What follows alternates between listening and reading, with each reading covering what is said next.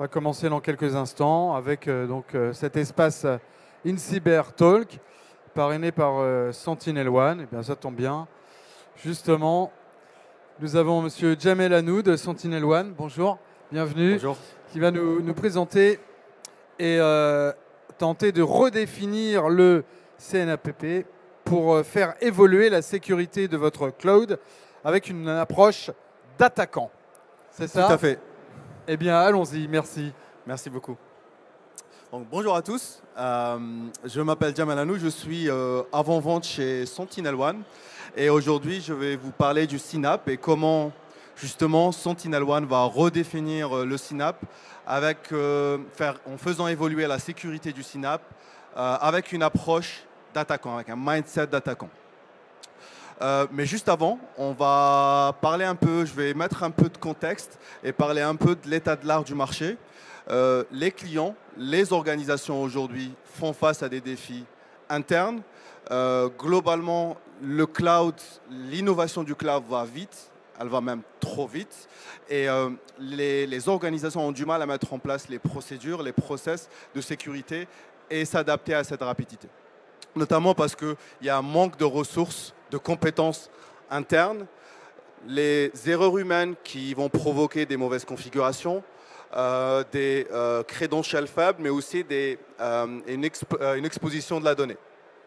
Les équipes sont silotées, le DevOps, l'IT, le SOC ne collaborent pas de façon efficace, la complexité du multi-cloud et surtout en fait, la multiplication des outils de sécurité.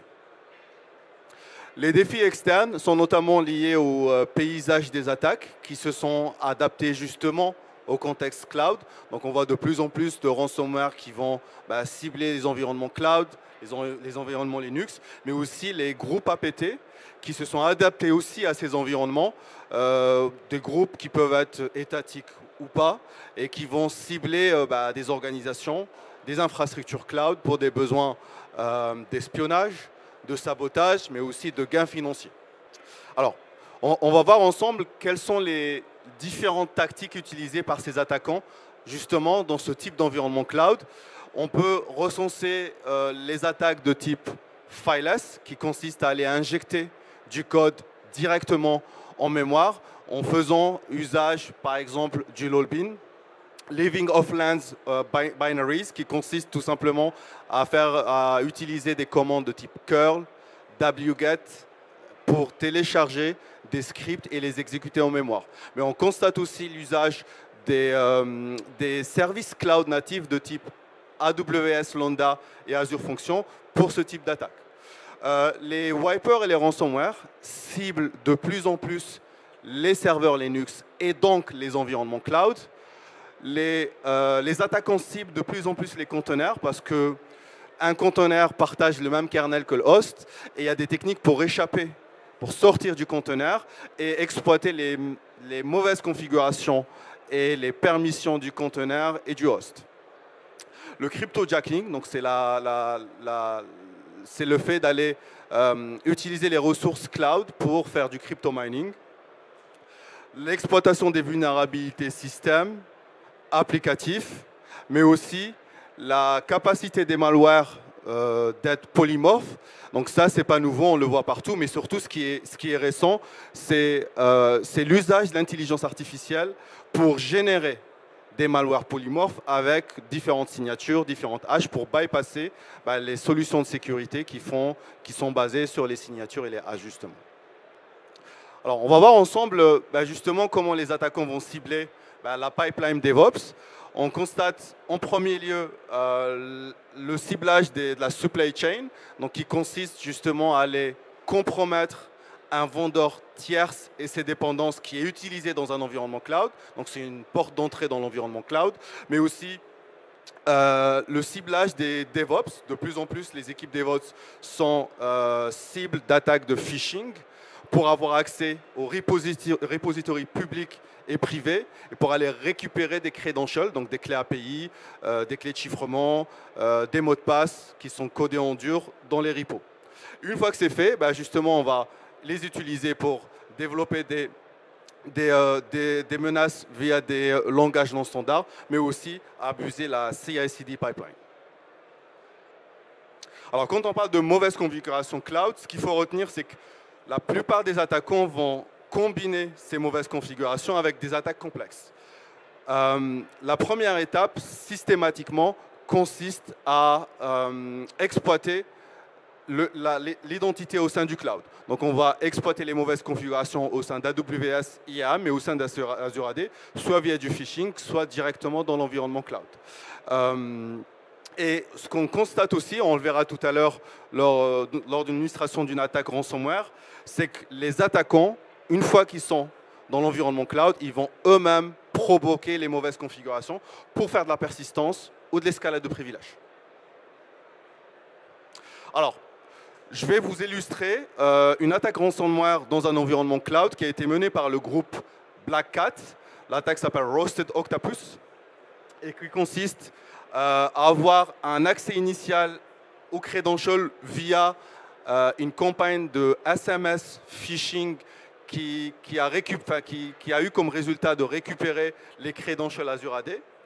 Une fois que les attaquants sont connectés dans l'environnement Azure, ils ont tout simplement listé l'ensemble des cloud assets et surtout ils ont activé AWS System Manager Inventory. Pour mettre en place la persistance et le mouvement latéral, j'ai mentionné que les attaquants eux-mêmes vont provoquer des mauvaises configurations. On va le voir ici. Donc, ils ont ajouté du MFA et ils ont surtout créé en fait une instance EC2 publique dans un nouveau groupe de sécurité. Donc là, escalade de privilèges. Création du New Access Key pour un user IAM qui a été rattaché à une Access Policy Admin. Et pour être évasif, ils ont tout simplement désactivé le guard-outil et ils ont tout supprimé les logs au sein de CloudTrail. Et pour déployer le ransomware, ils ont tout simplement utilisé un outil d'orchestration cloud pour le déployer. Voilà un petit peu les différentes phases de la kill chain d'une attaque ransomware dans un environnement 100% cloud.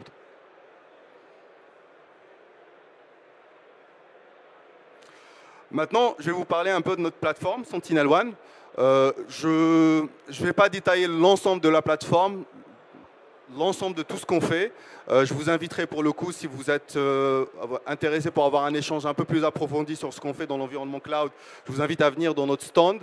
Mais globalement, ce que je vais mettre en évidence, les trois principaux axes de notre offre cloud.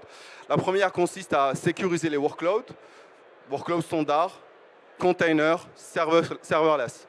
La protection de la donnée dans le cloud, on va protéger les buckets S3, Azure Blob et surtout l'approche sans agent, agentless, Cloud Native Security qui consiste à faire de la posture et du vuln management. Donc je vais détailler un peu plus cette approche Cloud Native Security. On est une solution Synapse standard, donc on fait du CSPM, on fait du KSPM, on fait du KIM, du CDS. Tout ça c'est du standard, on est dans l'état de l'art du marché. Mais ce qu'on va faire de plus, nos principaux différenciateurs, c'est l'onboarding de votre environnement cloud qui est très simple. Donc, la connexion se fait en API et vous allez avoir de façon instantanée une visibilité, une couverture de l'ensemble de votre environnement d'un point de vue conformité, posture, mauvaise configuration et vulnérabilité.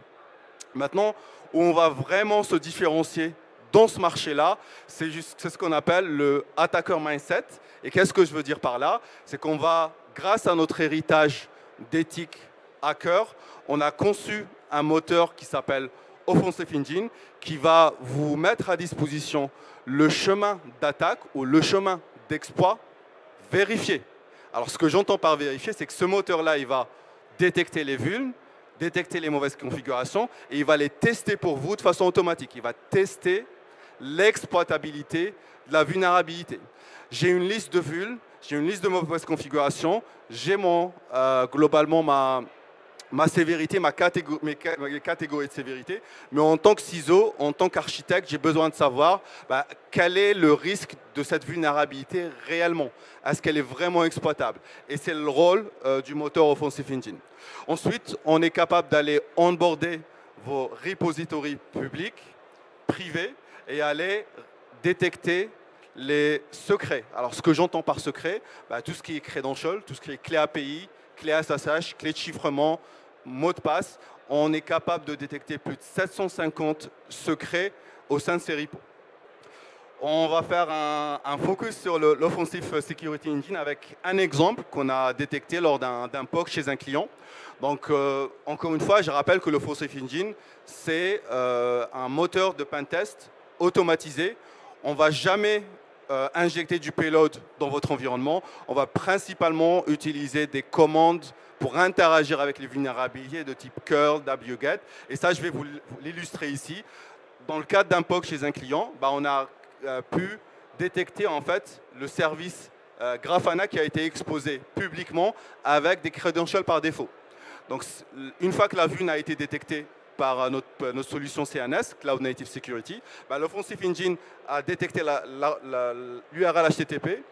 Il a navigué au sein de cette requête HTTP. Il a détecté dans le body qu'il y avait l'usage de Grafana avec la version. Et tout simplement, en fait, il s'est connecté au sein de l'URL avec les credentials par défaut. Et ça a été fait automatiquement. Un exemple, on détecte une vulnérabilité et on a la preuve de l'exploitabilité de la vulne. Un autre exemple, on a pour le coup pu accéder publiquement à phpMyAdmin. Donc on a fait un curl sur une URL avec un / phpMyAdmin. On a attendu un petit peu, la page s'est chargée. Alors pour le coup, il n'y avait pas de credential par défaut, on n'a pas pu se connecter avec les credentials par défaut, mais c'est libre à l'attaquant d'aller faire du brute force sur le mot de passe ou utiliser en fait des bases de données de mots de passe fuités. On a fait la même chose, on a détecté du Swagger UI page, accessible publiquement. Donc on a fait un curl sur une URL avec un / Swagger. On a détecté dans le body que le Swagger était bien présent au sein de cette page. On a ouvert le browser, attendu un petit peu et pris un screenshot du Swagger UI. Voilà, quelques exemples de notre moteur Offensive Engine. Cloud Workload Security, c'est notre solution basée sur un agent qui va protéger vos workloads container, serverless, en runtime. Il est simple à déployer, il s'exécute au sein du user mode, très important. On n'a pas d'adhérence avec le kernel. Pour autant, on est capable d'aller protéger le host et protéger le kernel. Donc, on est capable d'ingérer les événements kernel grâce à l'interface IBPF. C'est un agent qui est facilement, qui est flexible, stable et qui consomme très très peu de performance et qui embarque toute l'intelligence Sentinel-One en termes d'intelligence artificielle, de comportemental en runtime, mais aussi il est capable d'aller remonter la télémétrie dans notre plateforme pour des besoins de chasse à la menace. Et on embarque aussi le moteur Application Control ou le drifting qui permet de détecter en fait les menaces au sein des images immuables, par exemple.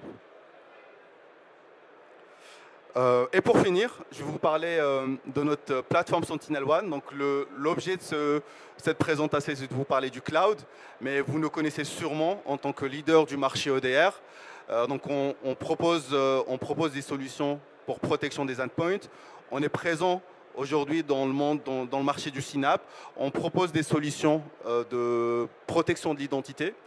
On propose une solution AICM qui permet d'ingérer des logs tierces de vos firewalls, de votre Office 365. Cette solution AICM embarque une librairie de dashboard natif, mais aussi une librairie de règles de détection en fonction de la data source qui permet d'aller détecter des menaces une fois les logs ingérés. On propose aussi une solution de SOAR qui s'appelle Hyper Automation, no code, qui n'est pas basé sur le code, qui permet de créer des workflows de façon assez simple en fonction du use case d'automatisation que vous souhaitez mettre en place. La plateforme qui est juste là, elle est managée par une console unifiée. Donc vous avez une seule console, un seul agent, et surtout, ça va être, cette console va être exploitée par Purple AI, qui est sa première version consiste à faire de l'IA générative. C'est un assistant qui va vous accompagner pour aller faire du triage, de l'investigation. Donc vous l'interrogez en langage humain et il va faire les tâches pour vous. Mais ce qui va arriver incessamment sous peu, c'est de pouvoir automatiser le triage, automatiser l'investigation. Donc aujourd'hui, l'assistant va faire les requêtes pour vous, va les interpréter, va suggérer les prochaines étapes d'investigation. Et ce qui va arriver demain, c'est Préalablement, vous pouvez sélectionner des triggers, des déclencheurs. Vous pouvez dire s'il y a une alerte, s'il y a tel IOC, bah, automatiquement, Purple AI va lancer un playbook d'investigation, lancer le requête, générer le rapport et vous l'envoyer automatiquement. Voilà, merci beaucoup. Merci.